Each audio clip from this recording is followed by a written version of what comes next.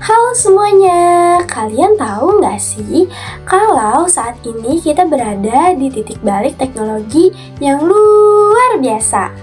Kalian pasti pernah nggak sih ngerasa buntu pas lagi nulis esai? Terus kalian beralih ke ChatGPT, Gemini, atau Claude untuk mencari pencerahan atau ide-ide. Nah, alat-alat ini disebut dengan AI Generative Text. Teknologi yang mampu memproses informasi, berpikir kreatif, dan membantu kita menyelesaikan tugas dengan kecepatan yang belum pernah ada sebelumnya loh. Bagi kita sebagai mahasiswa, AI bukan cuma sekedar tren, melainkan alat transformatif yang mengubah cara kita belajar.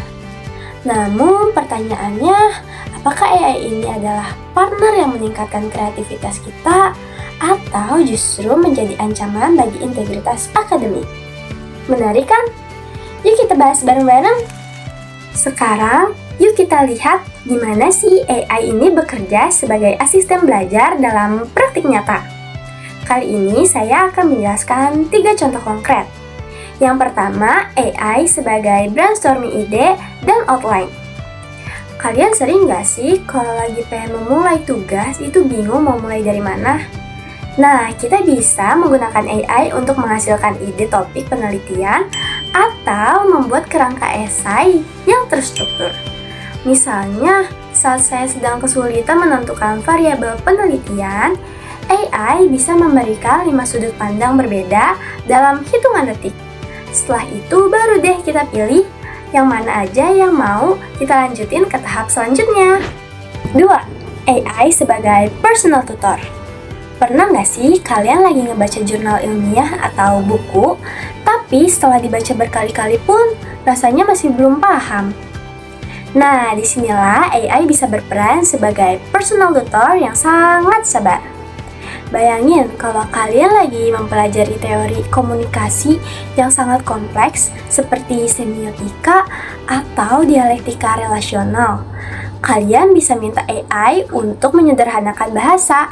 Misalnya, jelaskan konsep ini seolah-olah saya adalah siswa SMA. Ini membantu kita menangkap esensi dasarnya terlebih dahulu sebelum kembali ke teks aslinya yang lebih berat. AI juga bisa memberikan contoh sederhana yang relevan dengan tren saat ini. Misalnya, bagaimana teori tersebut bekerja dalam fenomena media sosial atau kampanye digital. Oh iya, AI juga bisa menjawab pertanyaan spesifik. Misalnya, ada satu paragraf yang kamu masih belum paham nih, kayak gimana? Bingung lah. Kalian bisa menyalinnya dan meminta AI untuk membedah maknanya kalimat demi kalimat. Dengan cara ini, hambatan belajar karena keterbatasan bahasa atau istilah teknis bisa teratasi kapan saja, tanpa harus menunggu jam bimbingan dengan dosen. Yang terakhir, pemanfaatan AI untuk koreksi dan penyempurnaan draft. Seringkali ide kita sudah bagus, tapi cara penyampaiannya masih berputar-putar atau kurang formal untuk standar akademik. AI bukan hanya sekedar memeriksa salah ketik atau typo aja loh, tapi berfungsi sebagai editor tingkat lanjut. Misalnya untuk penyempurnaan logika. AI dapat memberikan masukan jika ada alur berpikir dalam esai kita yang terputus atau kurang didukung oleh argumen yang kuat. AI juga bisa menyesuaikan ton akademik. AI bisa membantu mengubah kalimat yang terlalu santai menjadi lebih profesional dan objektif, sesuai dengan kaidah penulisan karya ilmiah. AI juga bisa mengecek konsistensi. AI mampu mendeteksi apakah istilah-istilah yang kita gunakan sudah konsisten dari bab awal hingga akhir. AI juga bisa mengefisiensikan waktu.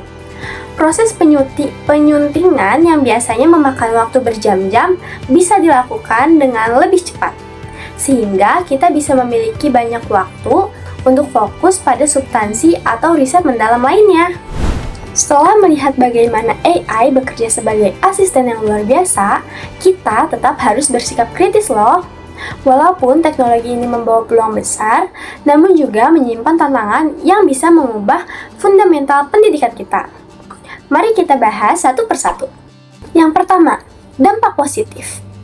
Dari sisi peluang, AI bisa memberikan kita akses belajar 24/7.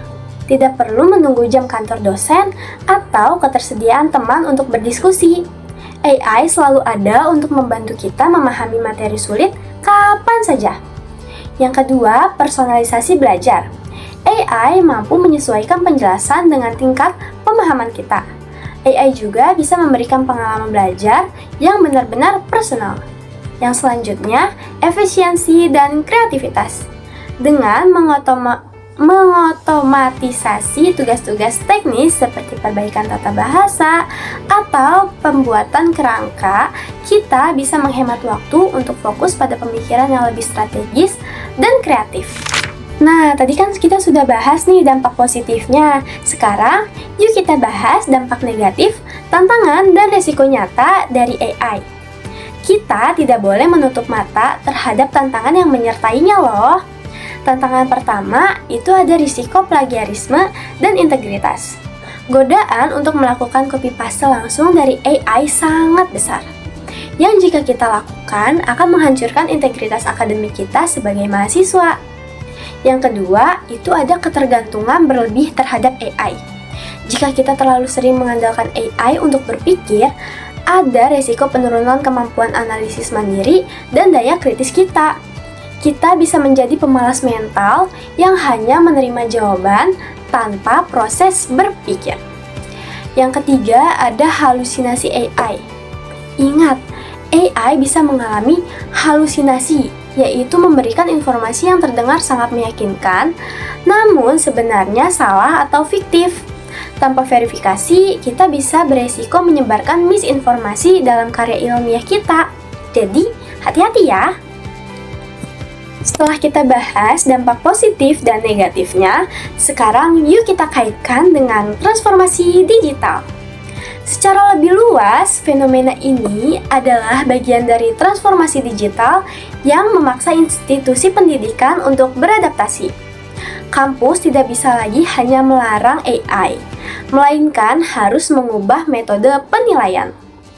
Mungkin untuk ujian akan lebih banyak berfokus pada analisis lisan, proyek lapangan, atau penulisan reflektif yang tidak bisa dihasilkan begitu saja oleh mesin.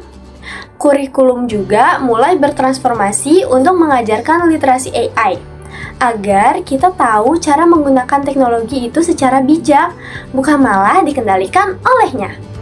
Setelah kita bahas pengertian AI, contohnya, studi kasus, peluang, dan tantangan AI, sekarang kita masuk ke tahap kesimpulan. Menurut saya, AI generative text membawa lebih banyak manfaat jika kita memposisikannya sebagai partner, bukan sebagai pengganti otak kita. Berikut ada rekomendasi etis dan efektif bagi mahasiswa. Gunakan AI sebagai titik awal, bukan hasil akhir. Selalu verifikasi data yang diberikan AI dengan sumber akademik yang valid. Yang kedua, tetap jaga orisinalitas. Pastikan argumen dan kesimpulan dalam tugas tetap berasal dari pemikiran mandiri kalian ya. Lalu selanjutnya, transparansi. Jika memang menggunakan AI untuk riset, gunakanlah secara bertanggung jawab sesuai dengan aturan kampus. Teknologi hadir untuk memperkuat potensi manusia, bukan menghapusnya. Mari jadi mahasiswa yang cerdas secara teknologi sekaligus berintegritas secara akademik. Saya Anissa Nurulzana dengan NIM 66622502214 dari jurusan Ilmu Komunikasi, kelas A Teknologi Transformasi Digital. Terima kasih telah menonton, semoga bermanfaat.